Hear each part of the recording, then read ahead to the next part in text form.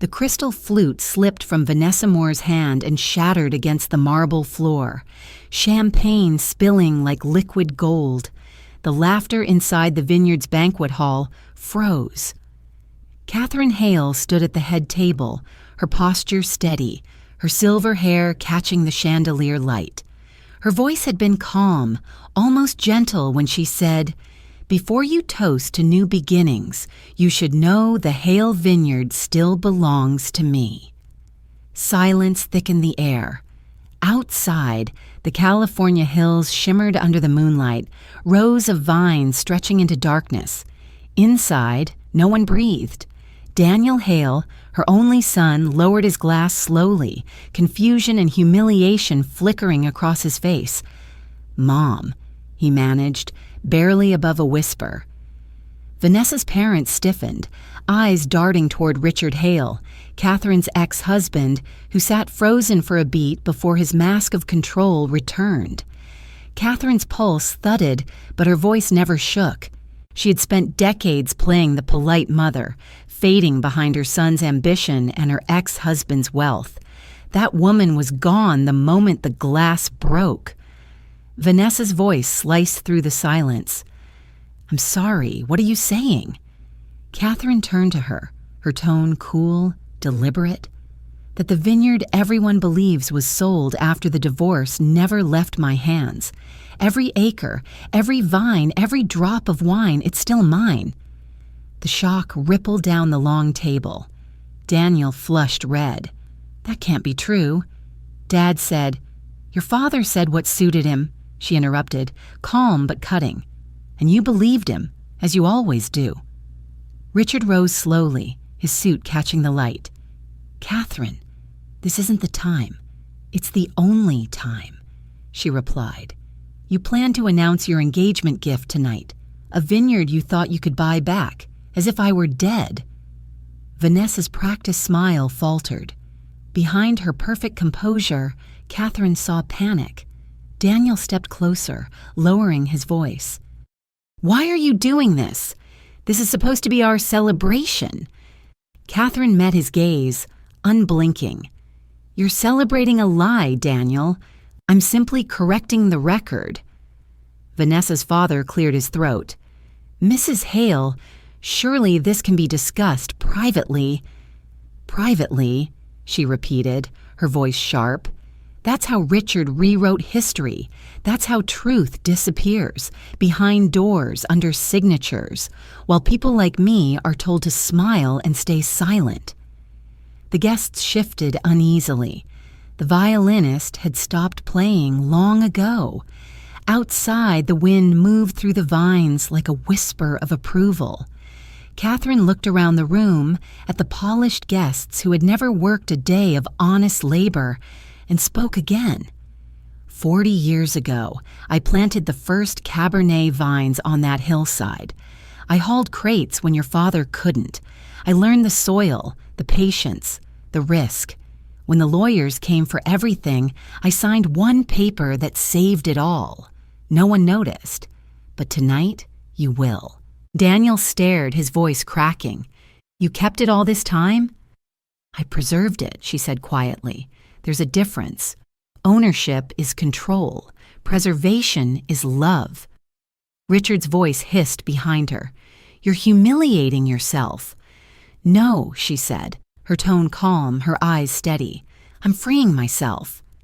She reached for her purse, slow and deliberate. Every eye followed her movement. The air was so still that even the candles seemed to stop flickering. She paused beside her son. "Daniel," she said softly, "you've mistaken comfort for success and silence for love. I won't let you forget where you come from." He looked away, torn between pride and shame. "You could have told me." "You never asked," she answered. Then she turned and walked away. Her heels echoed against the marble, sharp and final. Behind her, chaos erupted, Vanessa's frantic whispers, Richard's fury disguised as civility, guests murmuring in disbelief. But Catherine no longer cared. The night air met her like a baptism. The scent of grapes and soil filled her lungs. For 20 years, she had lived in the background of her own story. They called her fragile, outdated, unimportant. But she had outlasted them all. While they built fortunes and reputations, she preserved something real: land, legacy, truth. The heavy doors closed behind her, sealing off the noise. Moonlight washed over the vines that stretched across the valley. Each row shimmered, alive with the memory of her labor, her pain, her endurance. For the first time in decades, Catherine felt unburdened. The vineyard had been her secret armor, the proof that she was never powerless. She didn't just own it, she had become part of it, rooted, patient, enduring. She looked once more toward the glowing hills. Tomorrow the gossip would spread, the lawyers would circle, her son would call. But tonight, beneath the stars, the truth was hers alone. The photograph had faded, its edges curled, but the memory stayed sharp. Catherine Hale at 25, barefoot in the dirt, one arm looped through her husband Richard's. Behind them stretched the first fragile rows of vines on a California hillside, nothing but soil and faith. Back then, the Hale Vineyard was their dream, built with sweat, borrowed tools, and belief that hard work could outlast heartbreak. They'd met at a fundraiser in Sonoma. She was a high school English teacher. He was a young lawyer with charm that burned like sunlight. "You belong in the vineyard," he told her. She believed him. Within a year, they were married, hands blistered from planting vines, counting coins to buy barrels. The early years were pure. Catherine learned the rhythm of the land, how vines slept, fought, and bloomed again. Her father's words guided her. "Land remembers who loves it." She whispered that every morning as the fog lifted from the valley. When their first grapes ripened, she thought they'd made it. Then success arrived, and with it, distance. When their first vintage won an award, Richard traded his dusty boots for polished shoes. He stopped walking the fields. Boardrooms replaced vineyards. Investors replaced intimacy. Catherine noticed the late nights, the faint perfume that wasn't hers, the cold smiles that no longer reached his eyes. One September evening, she waited with a bottle of their best wine. Richard came home past midnight, smelling of whiskey and someone else. "You don't understand business," he said. "These partnerships are complicated." Partnership. The word cut deeper than any betrayal. She realized she was no longer his equal, just a burden on his climb. The divorce was public, ruthless. Headlines called it the most expensive split in Sonoma. Richard's lawyers portrayed her as fragile, sentimental, unfit to manage the estate. She sat in silence, her calmness, her only power. When the settlement came, his attorney declared, the vineyard must be sold and divided. Catherine's heart turned cold. The Hale Vineyard, her life's work, her father's teaching, reduced to a number. But they didn't know she had already moved first. Months earlier, sensing the end, she'd gone to her college roommate Sarah Marino, now an estate lawyer. Together they created a private trust under Catherine's maiden name, Catherine Russo. Quietly, legally, the vineyard passed into her protection. "You're not deceiving him," Sarah told her. "You're saving what he'd destroy." When the divorce finalized, Richard gave her a look of mock pity. "Some developer will tear it down," he said. Catherine only nodded. Let him think she'd lost. Her silence was strategy. She moved to a small house near Santa Rosa and returned to teaching. Her colleagues saw a widow rebuilding her life, unaware that each month she drove north to check the vineyard. She paid taxes, repaired fences, hired locals. Each dawn she walked the rows alone, whispering to the vines, "Never sell what roots your family." The land listened. Each harvest, the fruit deepened in color and sweetness. She bottled a few cases each year, not for profit, but memory. The vineyard became her refuge, a secret monument to endurance. Meanwhile, Daniel grew up in Richard's world, private schools, European summers, the language of status. He learned charm from his father, ambition from watching men who measured worth in wealth. Catherine watched quietly as her son drifted toward the same illusions that had ruined her marriage. When he was 10, he asked, "Mom, why don't we go to the vineyard anymore?" She smiled. "It's gone, sweetheart, but we'll make new memories." The lie stung, but she told herself it was kindness. Years passed. Daniel became everything Richard wanted: successful, polished, distant. He visited her rarely, his tone polite but shallow. "You could do more with your money," he once said. "Let me help you invest." Catherine smiled and said she was fine. He would never understand that her wealth lived quietly on that hillside, growing under her name. Each visit to the vineyard reminded her of who she was. She walked the rows at sunrise, dew clinging to her boots, the world hushed but alive. The air smelled of earth and forgiveness. She no longer cared who owned what on paper. The vines knew their truth. The years softened her anger but never her resolve. The vineyard stood like a heartbeat in the hills, steady, loyal, hers. Every storm that passed only strengthened its roots. Now, decades later, as she stood in a glittering banquet hall watching her son raise a glass beside his fiancée, she understood her father's lesson more than ever. Appearances deceive, but ownership endures. The vineyard wasn't just property. It was memory and muscle, a quiet defiance against those who thought she'd vanished. While the world forgot her, she'd preserved something that mattered. And when the time came, when the truth finally surfaced, she knew the vines would speak louder than any courtroom or wedding toast. Their wedding had made the local papers. Teacher marries rising legal star. Catherine had smiled through the photographs, one hand on Richard's arm, the other resting lightly on her stomach, already carrying their son. The world saw a perfect match: brains, ambition, and a dream that looked eternal. What no one saw were the cracks beneath that glossy surface, small then, but widening each year. In the beginning, she believed in their story. Richard worked long hours at his law firm. Catherine managed the vineyard, balancing invoices by night and pruning vines at dawn. She loved the land, the smell of wet soil, the hum of insects, the promise in every bud. Richard loved the image of success.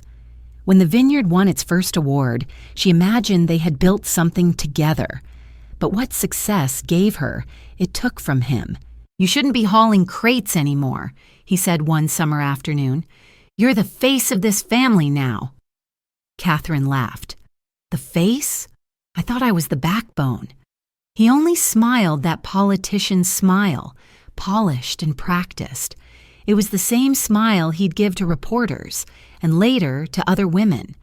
By the time Daniel turned 3, Richard was gone more often than he was home. His excuses became predictable: late dinners, work trips, client emergencies. When Catherine pressed him, he sighed as though she were unreasonable. "You don't understand how this world works," he said. "Everything I'm doing is for us." She stopped asking questions the night she found lipstick on his shirt collar. He didn't even bother denying it. "Catherine," he said, calm as a man in control, "don't make this dramatic. It's not personal, it's business." The next morning, she called a lawyer. The divorce was public and brutal. Richard's family, old money, old power, closed ranks around him. To them, Catherine was just the school teacher who had married above her station. His attorney argued that the vineyard was a shared marital asset and should be sold. She said nothing, only listened, her calm, masking a secret. 3 months before filing, she had already moved the vineyard into a private trust under her maiden name, Catherine Russo. Her college roommate, Sarah Marino, now an estate attorney, helped her make it airtight. "You're not lying," Sarah said. "You're preserving what he would destroy." When the divorce finalized, Richard looked smug as cameras flashed outside the courthouse. "No hard feelings," he said. "I hope you land on your feet." "I never left them," she replied. She left with her dignity and the one thing no one could take, the vineyard. The papers listed it as sold to clear debts, but in truth, it remained hers. In the years that followed, Catherine built a quiet life. She rented a modest apartment near Santa Rosa, returned to teaching, and lived simply. Her students loved her warmth, unaware that their gentle teacher owned acres of rolling land just north of town. Every weekend she drove to the vineyard. The air there was different, cleaner, older, honest. She walked the rows alone, pruning, mending, breathing in the scent of oak and earth. She paid taxes on time, kept the books in order, and bottled small batches for herself. To anyone passing by, she was just a woman tending someone else's land. She preferred it that way. When Daniel stayed with his father, she wrote letters she never sent. One day, she wrote, "You'll understand why I chose silence, why legacy matters more than appearances."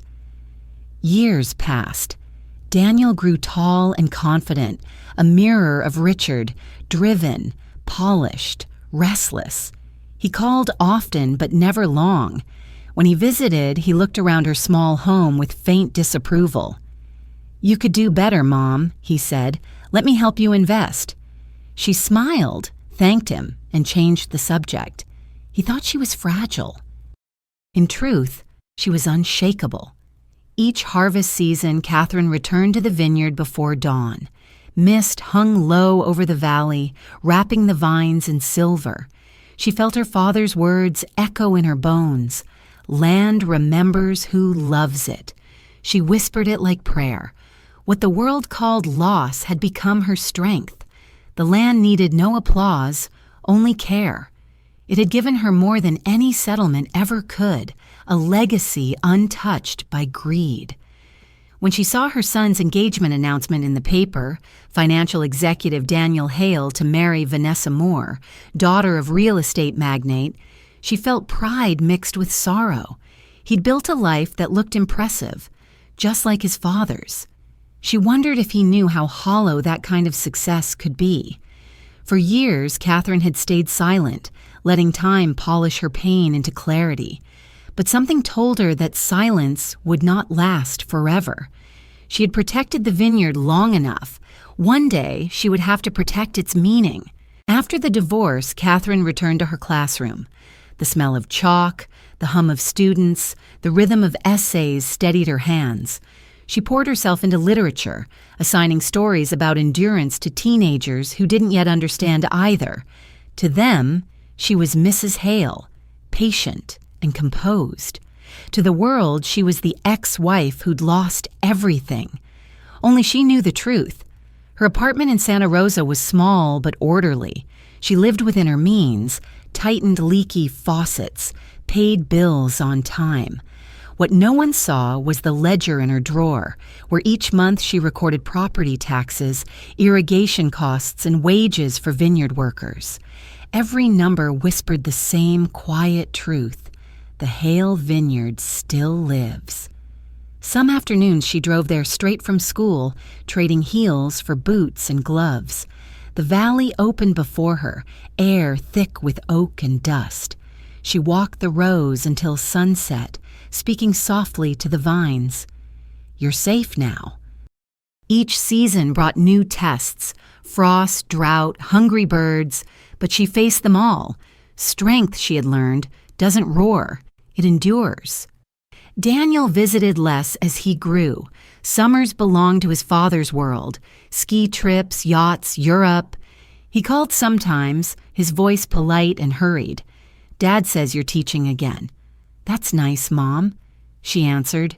"It is." He never asked about the vineyard, and she never told him. When he was 10, he found a photo of Catherine and Richard before the vines. "Where's that?" he asked. "It looks beautiful." Her throat tightened. "It's gone now," she said. "But it was home once." He nodded, already distracted. Her salary covered enough, and she never complained. Colleagues admired her calm, assuming time had softened the scandal. They didn't know she rose before dawn each spring to prime pumps and check irrigation, or that weekends were spent repairing fences and sanding porch rails. Her secret life followed a steady rhythm: school, vineyard, sleep. Quiet but whole. Each harvest she bottled a few cases under a private label, Russo, honoring her maiden name. The wine wasn't for sale, it was proof of survival. Every year she phoned Sarah Marino to review the trust. Still airtight, Sarah would say. If Richard's accountants used a map, they wouldn't find it. Catherine laughed. Good, let's keep it that way. Now and then she saw Richard in the news, smiling at ribbon cuttings, posing at fundraisers. He looked prosperous but hollow. Once she saw him in a grocery store parking lot. He didn't notice her. She watched him climb into a luxury car and drive away, a man polished but empty. In her 50s, Catherine planted for beauty again, lavender along the fence, roses by the porch, herbs near the kitchen. Solitude no longer frightened her. It restored her. At 60, the school held a small retirement party. Daniel flew in, hugging her with affection but impatience. "You could do more now," he said. "Travel, maybe move somewhere nicer." "Dad says he can help with your pension." The name still stung, but she smiled. "I'm content where I am. Not everyone needs to keep climbing." He looked puzzled, as if peace were failure. That evening, after the guests left, she drove to the vineyard. The hills glowed amber as the sun sank, the air sweet with dust and grapes. She thought of every year spent protecting this place in silence, of patience turned into quiet strength. She sensed the moment to speak was drawing closer. 2 months later, the engagement notice arrived. Financial executive Daniel Hale to wed Vanessa Moore at the Moore estate.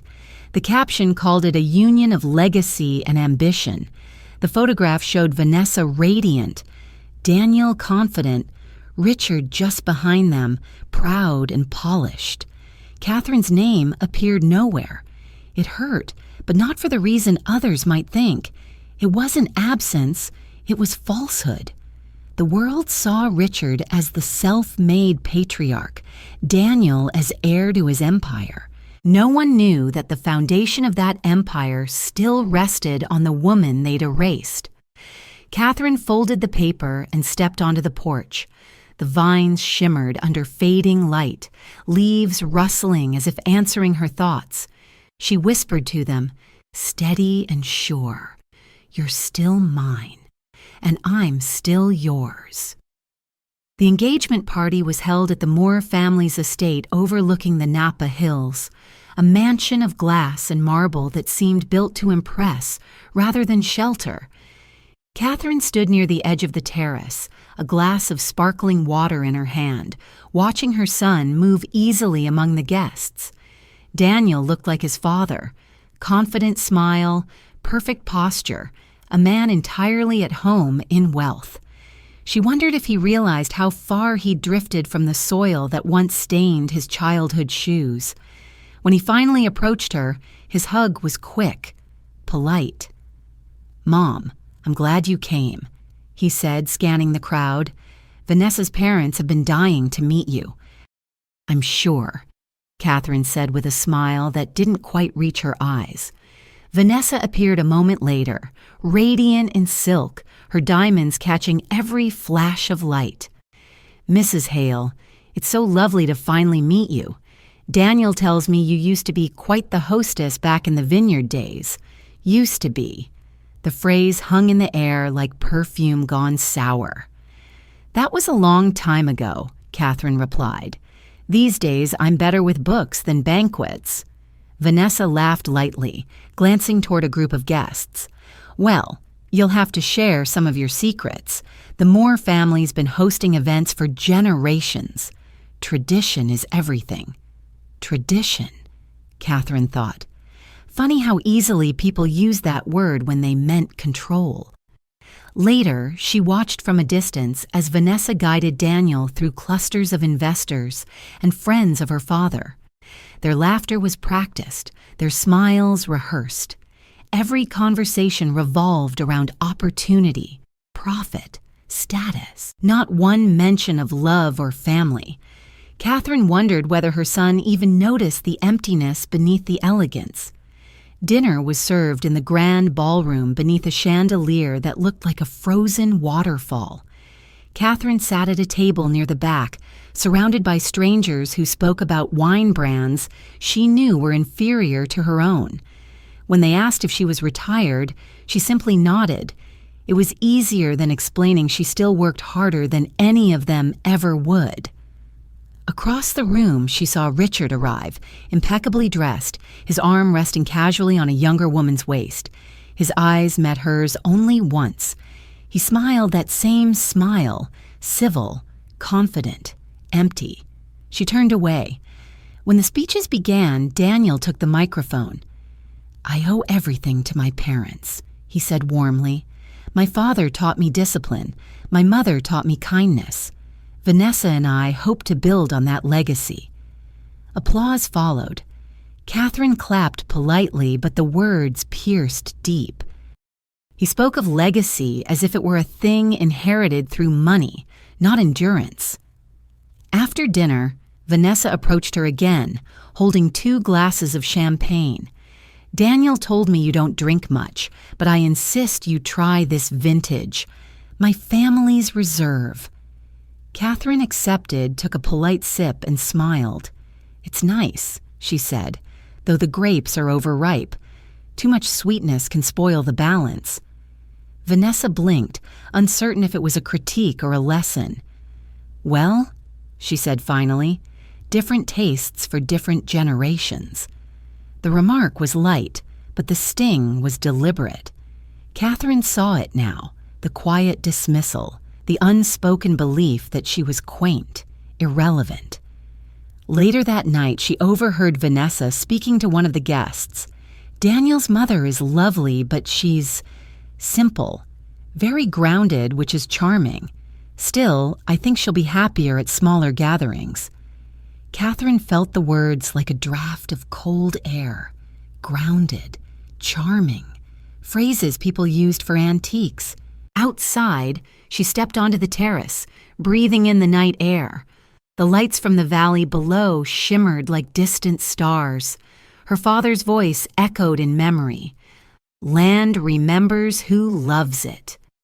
She had guarded that memory for decades, while the people in this glittering house had built their lives on illusion. Daniel joined her after a while, his tone cautious. "You were quiet tonight." "I was observing," she said softly. "You can learn a lot when you stop talking."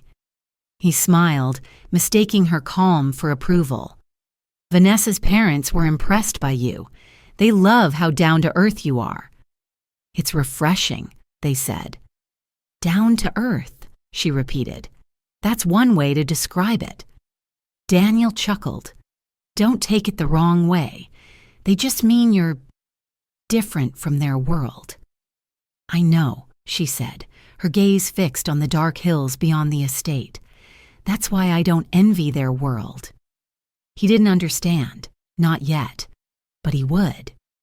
As the night ended, Catherine slipped away before the final toast. The valet brought her modest car around, dwarfed by the luxury vehicles in line. Driving home, she passed the turnoff that led toward her vineyard. She slowed, staring into the darkness where her land waited quietly, steady and loyal. While her son's new world sparkled with borrowed lights, hers still breathed under the stars. The soil she had fought to protect didn't care for titles or money. It only remembered who had loved it enough to stay. 2 weeks after the engagement party, a cream-colored envelope arrived at Catherine's door. The handwriting was perfect, Vanessa's. We're keeping the wedding intimate and sophisticated. No need to bring anything but yourself. Polite, careful, and unmistakably patronizing." Catherine smiled faintly, folded the card, and placed it aside. She bought a simple blue dress and polished her mother's pearl necklace. She wasn't trying to impress anyone. She was going to observe. The Moore estate glittered under the California sun.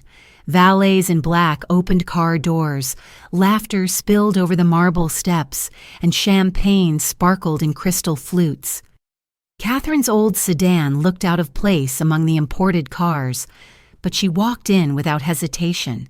Inside, chandeliers shone on guests in tailored suits and designer gowns. Daniel greeted her quickly, glancing at her outfit before kissing her cheek. "Mom, you made it," he said, already looking over her shoulder.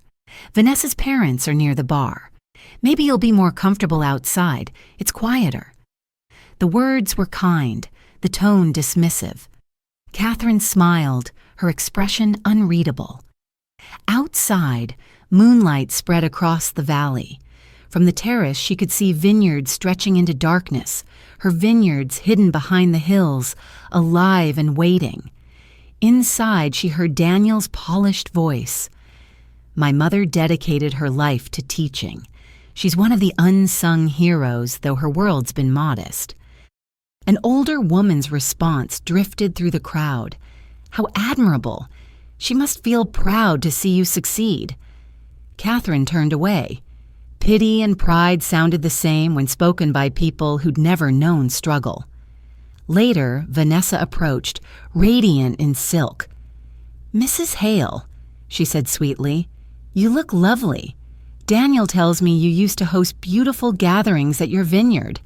"Used to," Catherine replied evenly. "That was another life." Vanessa smiled too bright.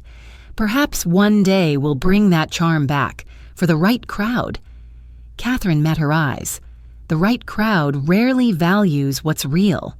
The smile flickered. "Different times, different tastes," Vanessa said, retreating with grace. Dinner began. Richard entered halfway through, polished as ever, a younger woman at his side. He caught Catherine's eye, smiled faintly, and turned away. When Daniel stood to speak, the room hushed. "I owe everything to my parents," he said warmly. "My father taught me ambition. My mother taught me compassion." Applause erupted. Catherine joined in quietly, her smile steady though the words stung.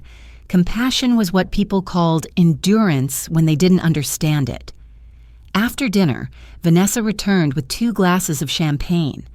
"This is our family's reserve," she said. "You must try it." Catherine took a sip and nodded. "Sweet," she said softly. "Overripe grapes.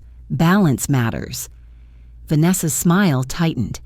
"Different generations, different palates, or different values," Catherine said, setting down the glass. The night ended late. As Catherine prepared to leave, Daniel walked her out. "I hope you had fun," he said, distracted by his phone. "I did," she replied. "You've built quite a life."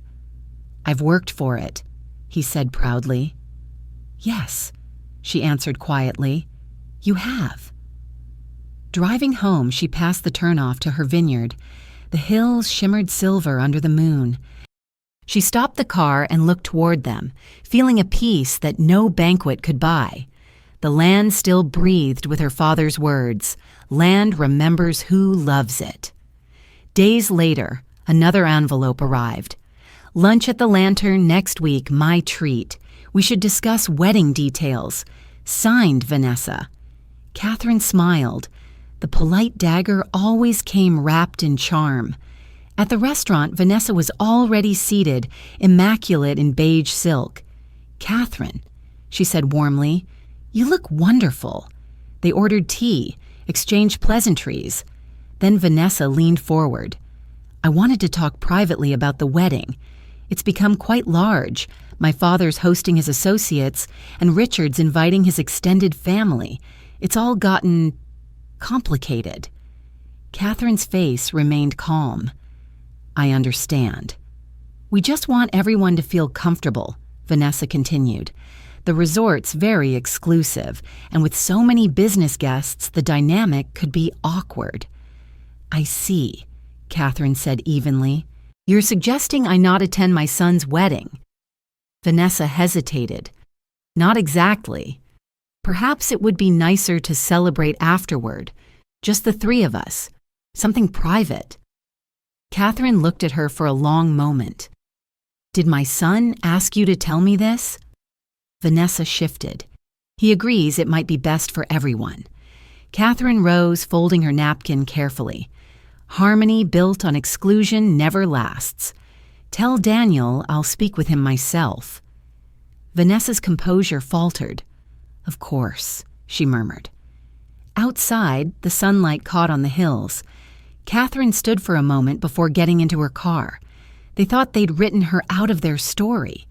But she was the one who had kept it alive all along, and soon they'd remember that.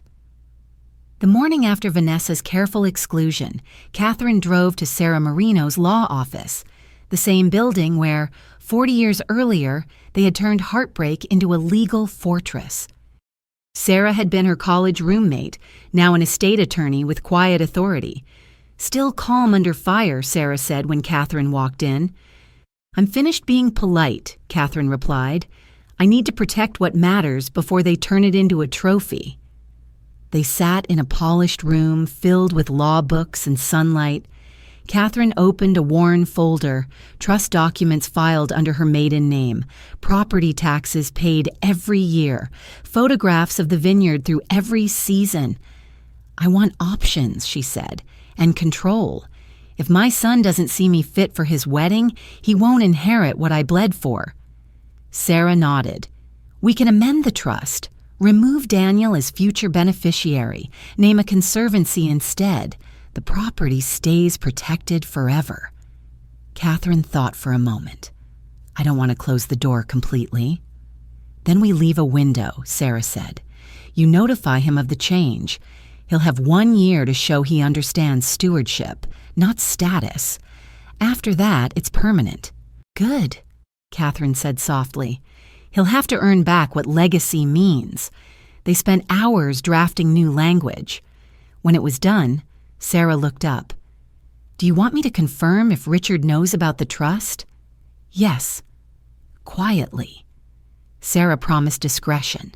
If he's discovered it, he's already plotting a way to make it look like a family recovery gesture. That's his brand, clean hands and dirty strategy. Catherine managed a dry smile. Then we stay ahead. That night, she returned to the vineyard, the air thick with late summer heat. She took photos of the land, rows of vines, the patched barn roof, the weathered oak barrels. She pulled old records from storage boxes and stacked them neatly, tax receipts, maintenance bills, repair notes. Every page proof that she had kept this place alive while everyone else assumed it was gone. The next day, her neighbor, Mr. Alvarez, stopped by with a basket of peaches. Heard your boy's getting married, he said kindly. Catherine smiled faintly. Seems so. He looked at the vines. You kept this land steady. It remembers. That night, she walked the fence line under the moon. The vines rustled like they were whispering back. She thought about Daniel as a child, running barefoot between the rows, his laughter echoing. Somewhere along the way, ambition had stolen that sound. Sarah called 3 days later. I found something, she said.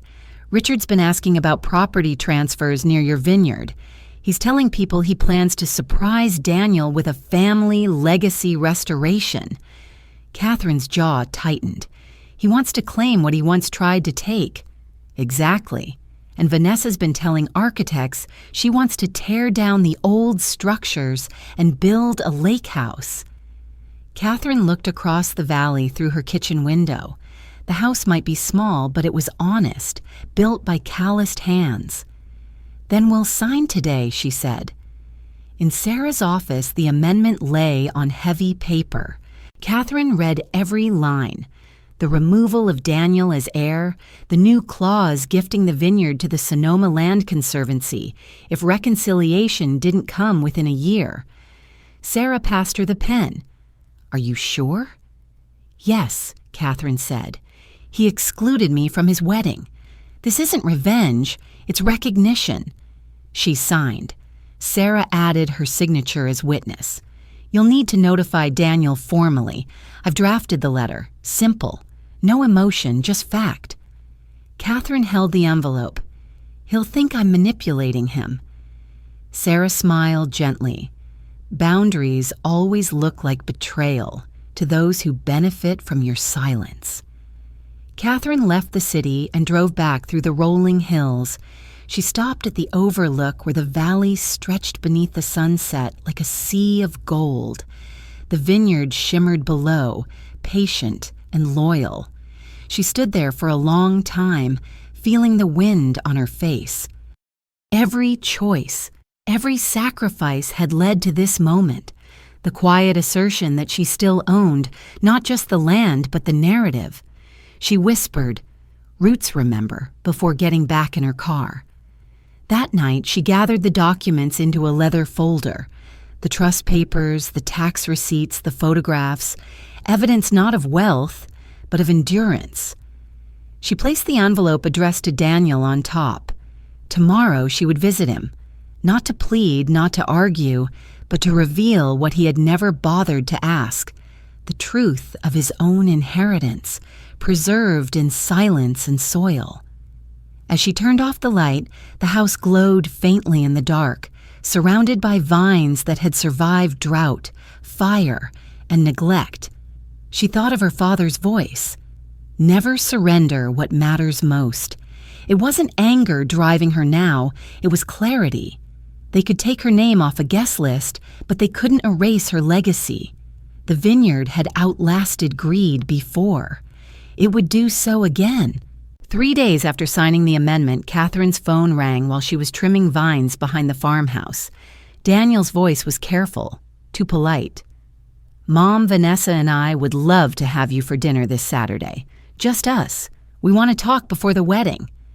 "Saturday works," she said, calm and certain. She knew what this meant. Not reconciliation, just strategy. On Saturday evening, she dressed deliberately.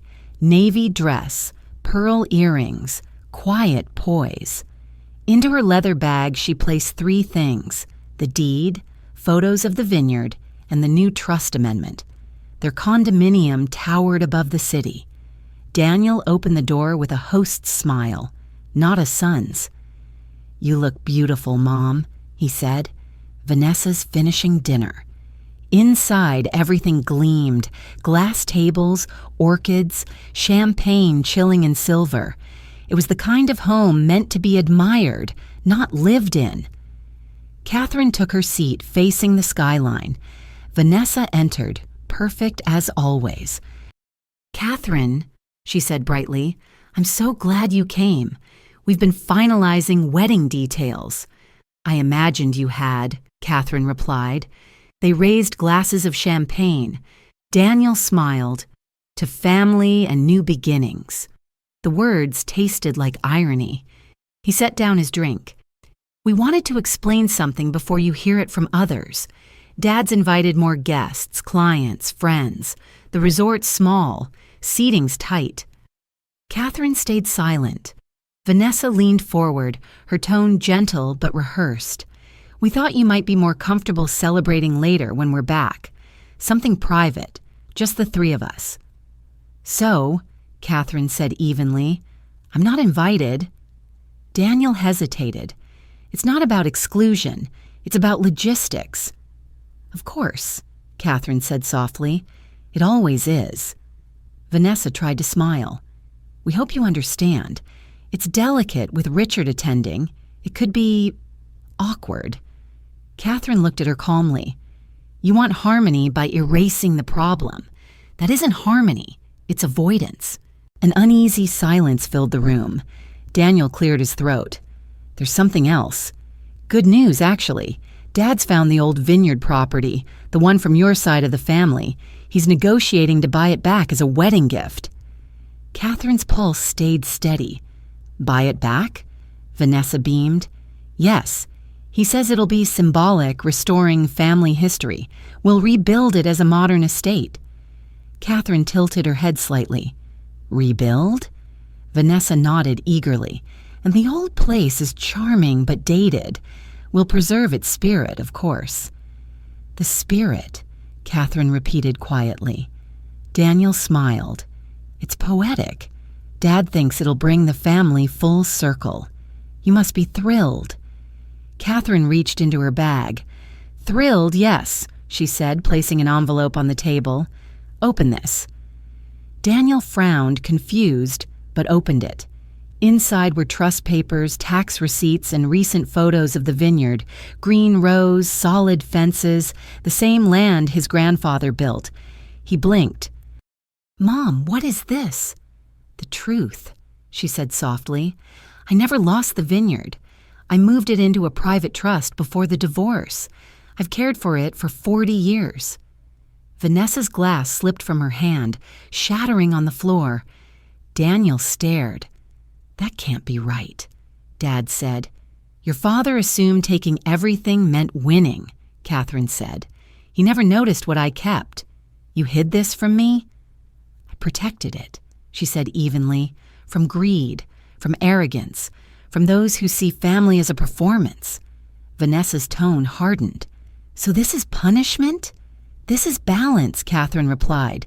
You removed me from your wedding. I removed you from my will. Daniel froze. What? She pulled out the final document.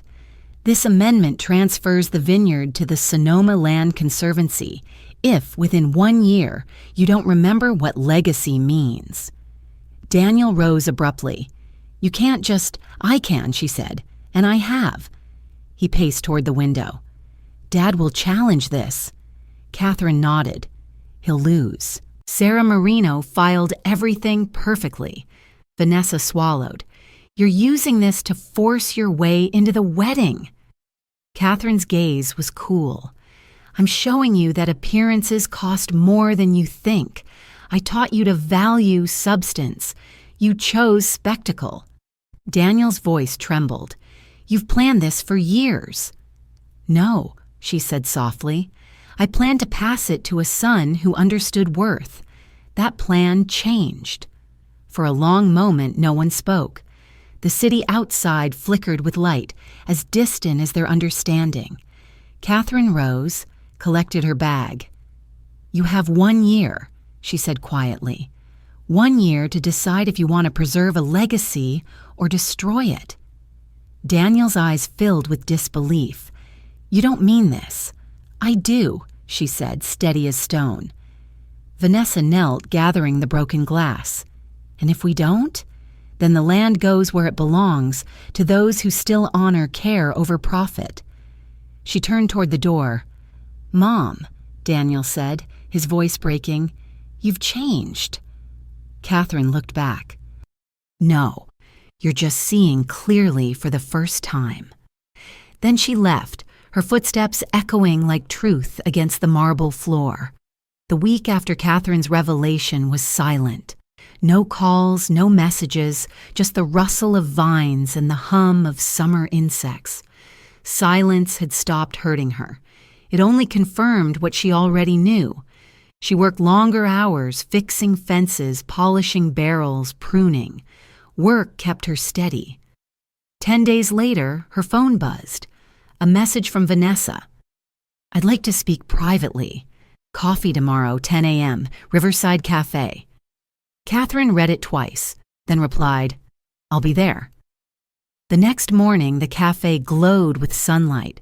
Vanessa was already waiting, dressed simply, no makeup, no diamonds, just a white blouse and jeans. When Catherine entered, she stood. Thank you for coming, she said. I was curious, Catherine answered.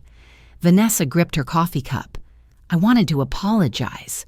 What I did, uninviting you, was cruel. Richard convinced me it would be easier, and I didn't question him. That was wrong. Catherine studied her. Richard's influence makes people forget their conscience. she said quietly. Vanessa nodded. He said your presence would make others uncomfortable. I believed him. But after what happened, I realized I was wrong. You didn't fight or beg. You just showed the truth and left. It changed something in me. Truth doesn't need permission, Catherine said. The photos you showed me, Vanessa continued, they stayed in my mind. That vineyard isn't just property, it's love and history. I grew up replacing everything old. You preserved something living. Catherine's tone softened. Preservation takes patience, not wealth. I see that now, Vanessa said. My life's been built on appearances. Even this wedding, it isn't ours. It's Richard's project, my parents' dream, Daniel's social climb. Then why are you here? Vanessa took a deep breath. Because I don't want that life. After you left, Daniel and I argued. He's furious, but I told him we should change, prove we deserve your trust. He said it's about pride, not inheritance. And what do you believe? Catherine asked. I want something real, Vanessa said. I canceled the Santorini resort. If we marry, I want it small, honest, somewhere that means something. Catherine paused. That's a brave choice. Vanessa gave a faint smile. Maybe peace costs less than perfection. They sat quietly, listening to the soft music. I read about the Sonoma Land Conservancy, Vanessa said. The one in your trust. They protect farmland from development? They do, Catherine said. I think it's beautiful, Vanessa whispered. If Daniel can't understand it yet, maybe he will someday, but I do now. Catherine studied her. Understanding isn't enough, she said gently. You have to live differently. I'd like to see the vineyard, Vanessa said. Not for Daniel, for myself. I want to understand what you've preserved. Catherine hesitated, then nodded. Come Saturday morning. Wear shoes that can get dirty. Vanessa smiled, genuine this time. I will. The drive that weekend was quiet. Vanessa watched the city fade into rolling hills. When the farmhouse appeared, framed by sunlight and green rose, she whispered, It's beautiful. Catherine led her between the vines. This place isn't about beauty, she said. It's about endurance. My father built it from nothing. He used to say we don't own the land, we borrow it from the future. Vanessa brushed her fingers along a leaf. Then you've been borrowing well. Inside the farmhouse, light filtered through lace curtains. Vanessa paused at a framed photo, Catherine's father holding a laughing young Daniel. He looks happy, she said softly. He was, Catherine said, before ambition replaced gratitude. They ended at the dock overlooking the pond. The water reflected gold in the late afternoon sun. Vanessa stood quietly beside her. Now I see what you meant about stewardship. It's not about possession, it's about care. Catherine nodded. Legacy isn't what you own, it's what you tend to. Vanessa turned to her. I don't know if Daniel can see that yet, but I can. Then maybe you're the one who can remind him, Catherine said. Maybe, Vanessa murmured. If he stood here, felt this air, he'd understand. This isn't property, it's memory. Catherine looked across the still water. Memory's fragile, she said softly. Someone has to protect it. Vanessa exhaled slowly. Then let's protect it together. For the first time in months, Catherine felt something she hadn't expected. Hope. Quiet, cautious, but real. 2 weeks after Daniel's visit, Catherine found herself back at the vineyard gate, waiting for the sound of his car.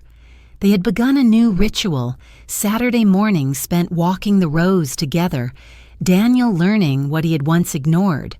That morning, he arrived early, a thermos of coffee in hand and a quiet determination on his face. I checked the trellis lines like you said, he told her. They'll need reinforcing before next season. Catherine smiled. You're learning. They walked the field slowly. Daniel carrying pruning shears, Catherine explaining soil, drainage, light. Each vine has its own rhythm, she said.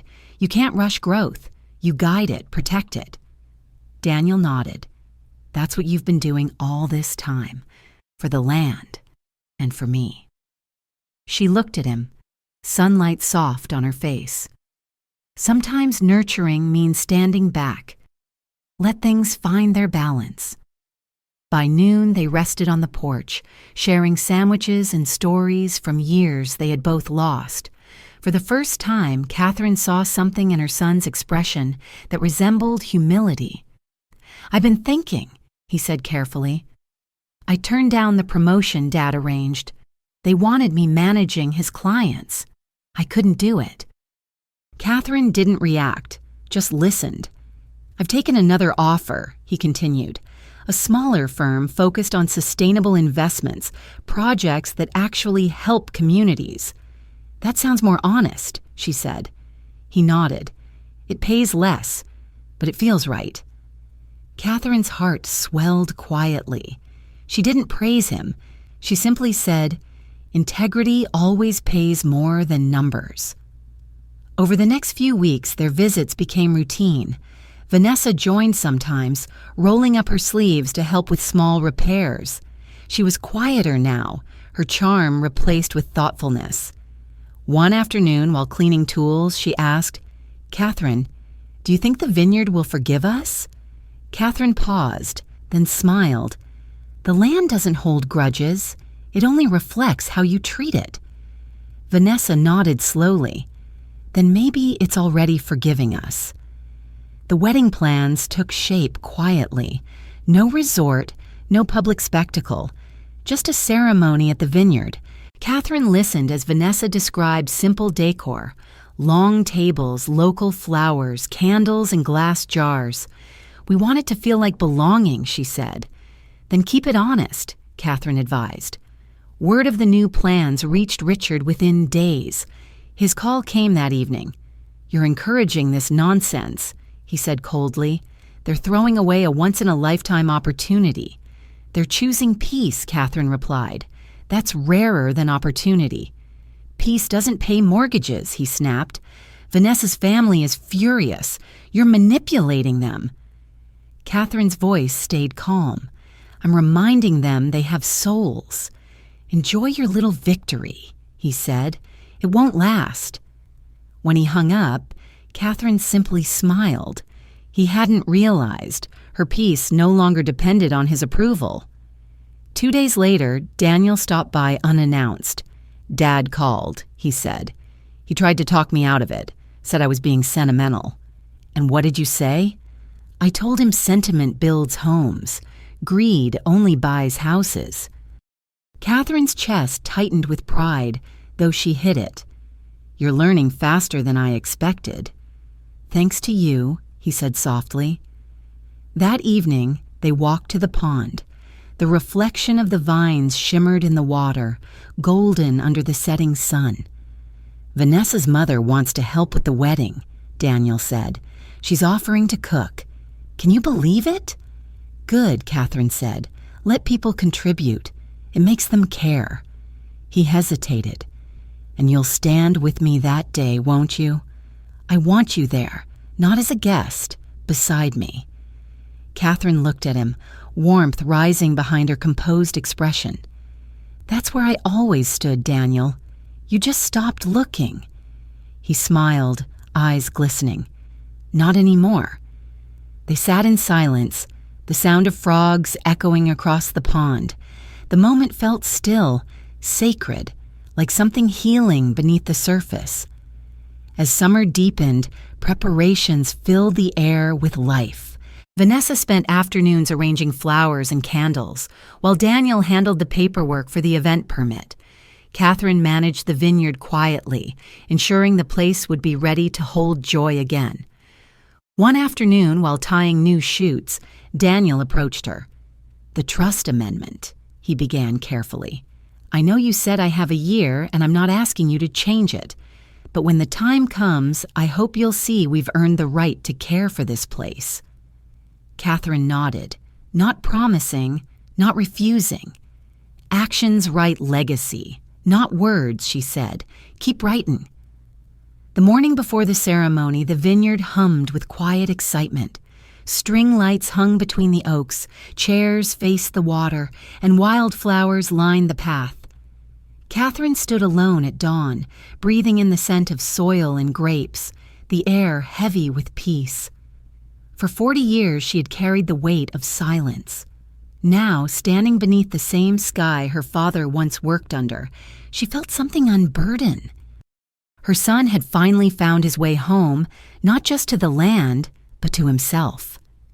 The morning of the wedding rose bright and golden. Mist hovered above the vines, soft as silk. Catherine woke early, made coffee, and walked the rows. Dew shimmered on the leaves. After 40 years of tending this land, she felt its heartbeat steady beneath her feet. Today, it would carry her family's story into something new. By mid-morning, neighbors and friends arrived, hanging lanterns between the oaks and setting chairs beside the pond.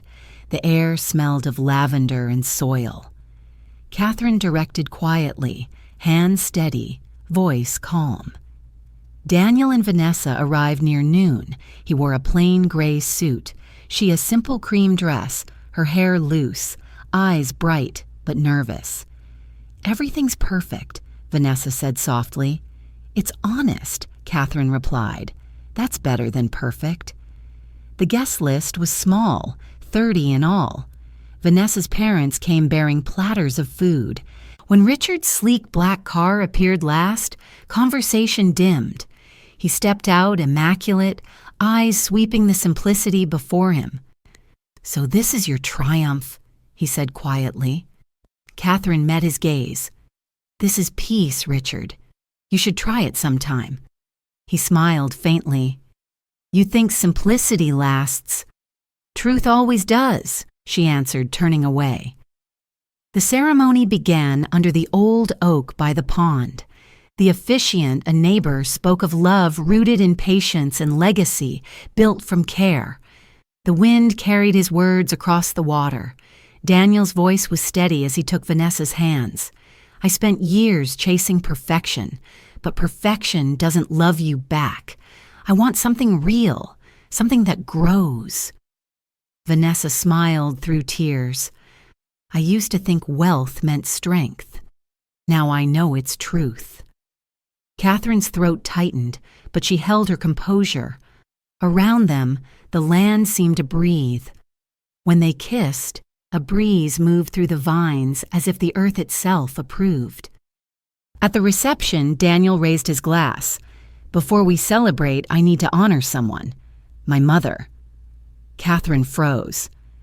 "For 40 years, she kept this vineyard alive," he continued. "She did it quietly when no one believed she could. Because of her, we're standing here." He turned to her. "Mom, come here." Reluctantly, she stepped forward. Daniel unfolded a document. "With Sarah's help, I've revised the trust. You'll stay caretaker for life. After, it becomes a family stewardship trust. No selling, no development, no destruction. Only preservation." Catherine stared at him. "You did this?" "Yes," he said. "Because legacy isn't money, it's care." Vanessa added softly, "We just want to continue what you started." Catherine blinked back tears. "Then you already have." They signed the papers beside the pond. The ink shimmered in sunlight. Applause rippled softly through the crowd. For Catherine, it felt like exhaling after decades of holding her breath. The celebration that followed was small but full of joy. Children ran between the vines. Guests ate homemade bread and drank local wine. Vanessa's parents laughed with neighbors, free from formality. Even Richard stayed, standing at the edge of it all, silent, perhaps seeing what he'd never valued. Near sunset, Catherine sat on the dock, watching the pond glow with gold. Daniel joined her, his tie loosened, jacket gone. "I finally understand," he said quietly. "What's that?" "Success without meaning is emptiness. You built meaning." Catherine smiled faintly. Meaning takes work. He looked at the vines. I want to keep working. Vanessa and I plan to live here part-time, to learn the soil, raise our children among the same roots. The land will teach you, Catherine said. It always does. They sat together until the music drifted from the barn. Daniel stood, holding out a hand. Come dance, Mom. She hesitated. It's been years. Then we'll start fresh, he said. She took his hand. They walked back to the lights strung through the oaks. The air was warm, music soft, laughter easy. Neighbors clapped as Daniel spun her gently. For once, she allowed herself to laugh. Richard approached when the music paused. You did it, he said quietly. No, Catherine answered. The land did. He looked out over the vines. You were right to keep it. It saved all of us. She gave a small nod. You're finally learning. When the last song ended, Catherine stood beneath the oak, lanterns swaying above. Her son and his bride laughed under the stars, the vineyard humming with life. Her father's words echoed softly in her mind. Appearances fade, but truth endures. Tonight, that truth stood here, alive in laughter, in forgiveness, and in the soil that had never stopped loving her back. The morning after the wedding rose quiet and silver. Mist lingered above the vines, and the air smelled of rain and earth. Catherine brewed coffee and stepped onto the porch, letting the cold wood warm under her bare feet. For the first time in years, silence felt peaceful, not lonely. Inside, the dining table was still covered with flowers and half-melted candles. Daniel and Vanessa were asleep in the farmhouse guest room, beginning their honeymoon in the place that had once divided them. Catherine smiled faintly, setting 2 extra mugs of coffee aside for when they woke. She walked the rows slowly, touching each vine. The land felt lighter, as if it, too, had exhaled. For 40 years she had carried its secret. Now it carried her truth. By mid-morning, a car rolled up the gravel path. Sarah stepped out, holding a folder. I thought I'd bring the final paperwork, she said. You always appear when chapters close, Catherine replied, handing her a cup of coffee.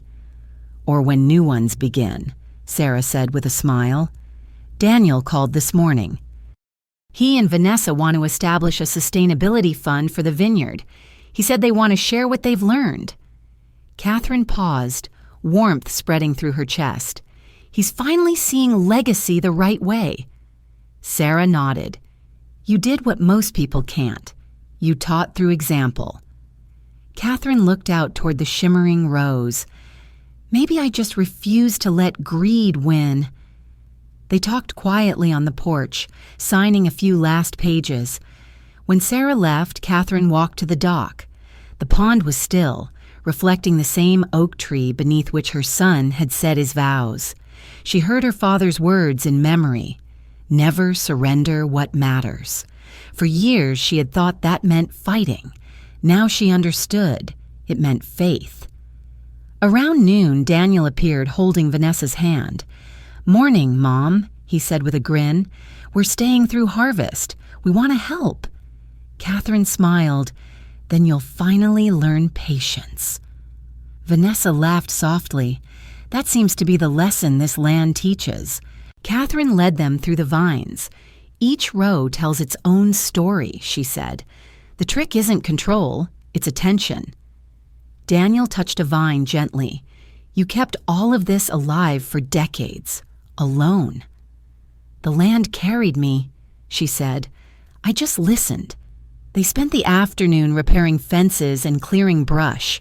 Vanessa's hands were blistered by evening, but she didn't complain. It's strange, she said, looking over the valley.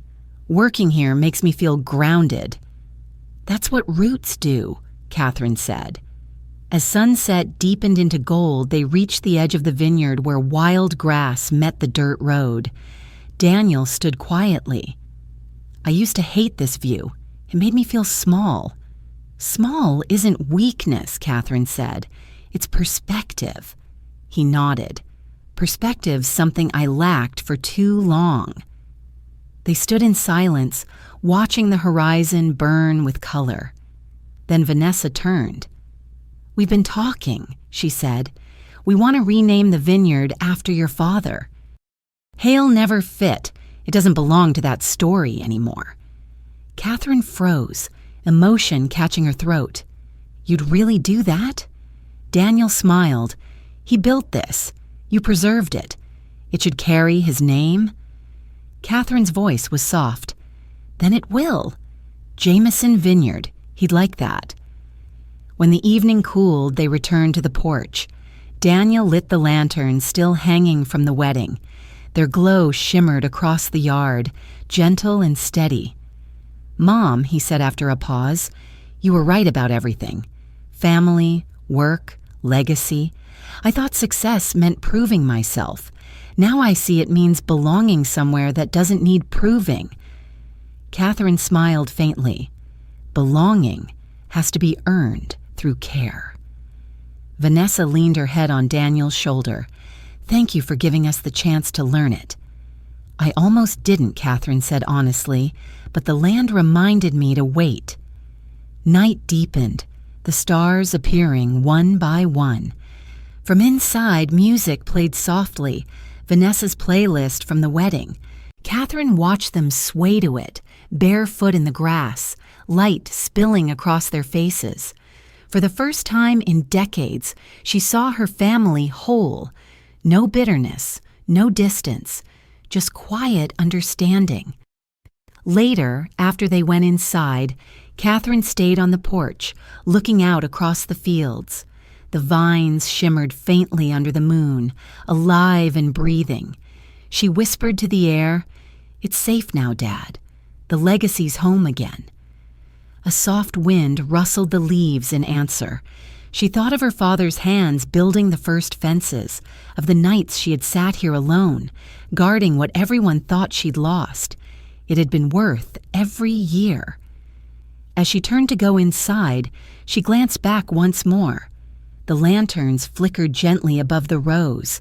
The land would outlive her, as it should, but her truth, its roots, its endurance, would remain. Tomorrow there would be work again, vines to trim, soil to test, grapes to weigh. Catherine smiled. Work meant life, and life was finally full again.